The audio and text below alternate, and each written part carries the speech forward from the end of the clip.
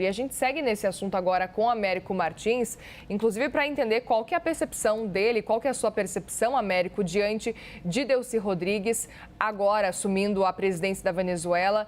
O ponto principal seria o apoio por parte dos militares, que aparentemente, depois da nota divulgada agora há pouco, ela já o tem. Exato, Muriel. Esse apoio é fundamental para qualquer um que se aventure aí a tentar liderar a Venezuela a partir da queda do Maduro. Por quê? Porque os militares têm, de fato, o poder político e também o poder econômico na Venezuela. Além, claro, de ter a força para fazer mudar ou não algumas coisas dentro da Venezuela.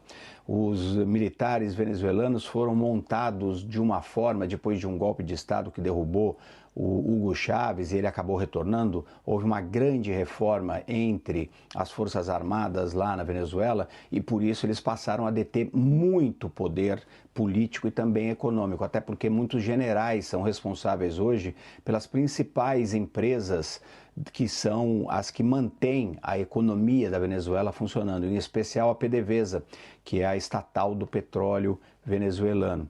Então, os militares são fundamentais neste processo, inclusive os militares unidos, porque nós podemos ter divisões aí entre os militares. E neste momento deve estar acontecendo muita investigação dentro da Venezuela para tentar determinar quem é que traiu o Maduro, porque afinal de contas a CIA conseguiu ter acesso, um acesso muito próximo do ditador da Venezuela, conseguindo saber inclusive onde ele estava. Isso é uma responsabilidade inclusive dos militares de tentar protegê-los, inclusive com a ajuda de cubanos que estavam na Venezuela já há muitos anos nessa missão. Mas a Delcy Rodrigues, conseguindo esse apoio dos militares, passa a ser absolutamente chave nesse processo de transição. O próprio presidente Donald Trump ontem mencionou o nome dela, dizendo que ela tinha tido conversas com o Marco Rubio, o secretário de Estado dos Estados Unidos, e que os dois teriam conversado aí sobre a transição e o futuro da Venezuela. O Donald Trump hoje chegou a fazer uma ameaça a Delcy Rodrigues, dizendo que se ela não mantivesse a linha que os Estados Unidos desejam, que ela poderia ser a próxima vítima de um ataque parecido com aquele que aconteceu contra o Maduro.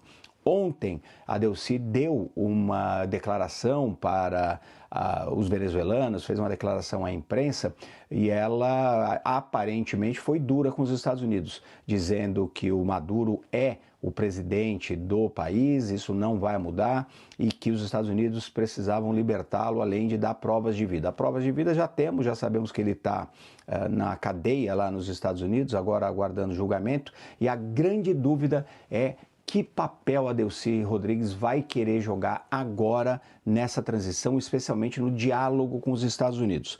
Ela, como você acabou de contar, Muriel, tem uma formação ideológica ali muito forte, ela é uma chavista de primeira hora, o irmão dela, o Jorge Rodrigues, também tem muito poder, controla a Assembleia Nacional do país, então ela seria a chave. Resta saber se com esse perfil chavista, muito ligada à esquerda, muito crítica dos Estados Unidos, se ela aceitaria fazer algum tipo de composição para permitir que a Venezuela fosse governável aí, pelo menos por um período interino, sem maiores envolvimentos dos Estados Unidos em termos militares, por exemplo. Ou seja, ela aceita ou ela não aceita negociar com os Estados Unidos. Ela pode chegar à conclusão, Muriel, que a própria sobrevivência dela como entidade política e do próprio regime, de alguma forma, pode interessar nesse processo de negociação com os Estados Unidos. Por outro lado, o perfil dela não é esse. O perfil dela não é de uma negociadora, pelo contrário,